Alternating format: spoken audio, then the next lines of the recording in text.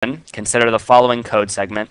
If n is not equal to 0 and x divided by n is greater than 100, statement 1, else statement 2. Now, if n is of type int and has a value of 0 when the segment is executed, what will happen? So, right here we have if n is not equal to 0, but n is equal to 0. So it's an else. You go into the else block and you do statement 2. And another thing to remember here is that there is short-circuiting of AND statements. So basically what the computer does is it puts in your value of n.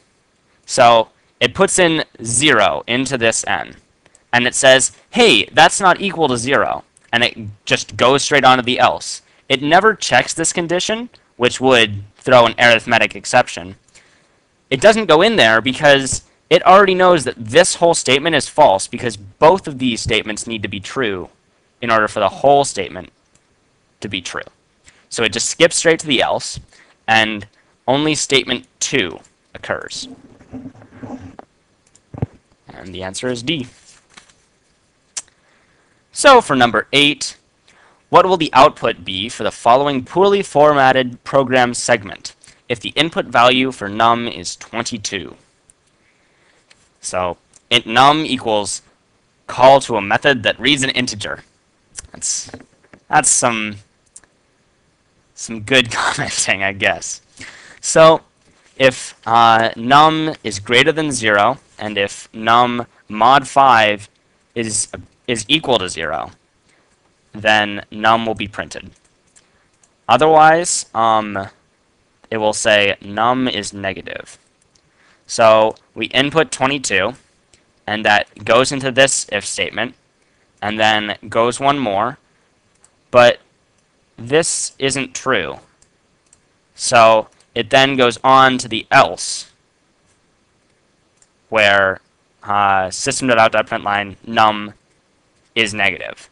So it's going to print out 22 is negative. Not the best outcome there, but nevertheless, that's what's right. D. Okay.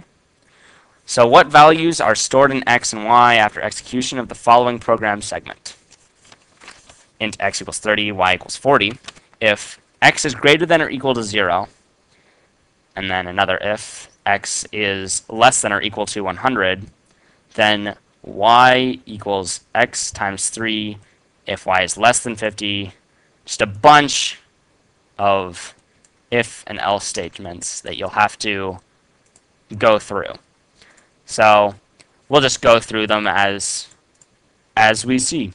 So 30, that's greater than 0. We go into this if block. If x is less than 100, and we know that x is 30, so yes, it is less. So then y equals x times 3. So right here, let's change that to 9, or wait, what was it, 40? So we'll change that to 90. Yeah, there we go. Math. So if y is less than 50, which it's not, so this code doesn't execute. We then go on. The else does not execute because it's not the if, it already got into the if, and so it won't get into the else. And then this else also doesn't execute, and we come up with an answer of A. So right here, 30, x equals 30, y equals 90. And I changed that as I went along. Okay, so for number 10, the Boolean expression not A and B or C is equivalent to, just give me a second to figure that out.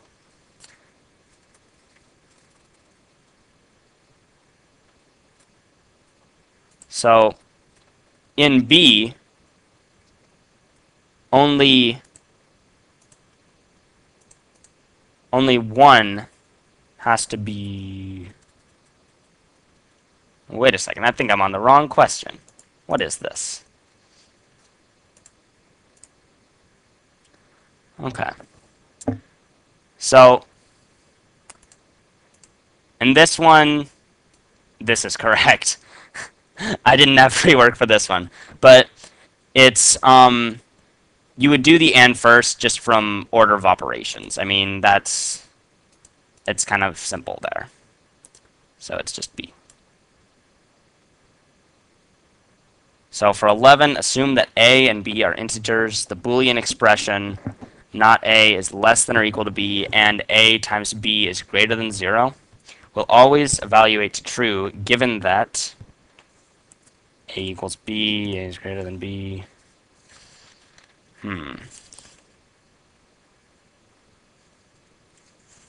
So this right here, this,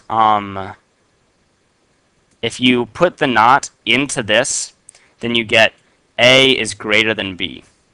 So that's important to our little equation. A is greater than B. And then you do and you actually need for both of these to be true, otherwise it won't work because it's an and statement.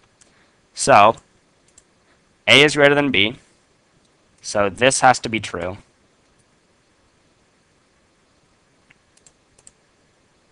And B has to be greater than 0, because otherwise it could multiply and end you up into a negative number rather than greater than 0.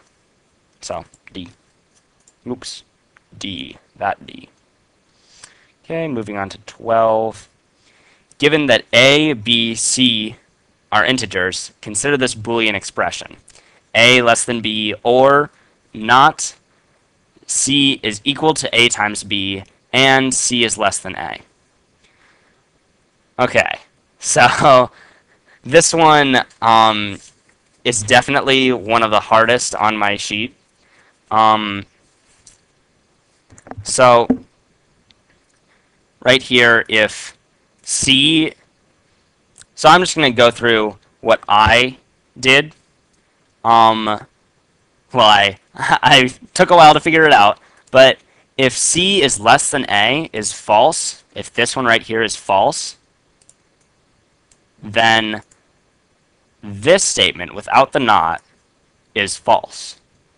So then this statement with the not is true, which, since this one is true, it doesn't matter what this one is because it's an or, and you only need one of them to be true.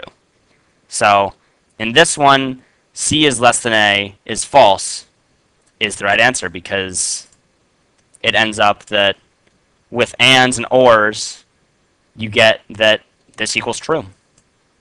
Okay. Moving on to 13. Given that n and count are both of type int, which statement is true about the following code segments? For count equals 1, count is less than or equal to n, count plus plus. And then system.out.println count. And or count equals 1, while count is less than or equal to n. And then system.out.println count, count plus plus. So for this one, they're exactly equivalent because of how a for loop translates to a while loop. And the initialization of count happens before for the while loop. I'll show you right here. Before for the while loop, but for the for loop, it's just in here. And then the while condition is here and here. And then the increment is here and here. So they end up just being equivalent because basically to change a for into a while, you'd put this up here and this right after this system.println, and then that is the while loop basically. So they're exactly equivalent. A.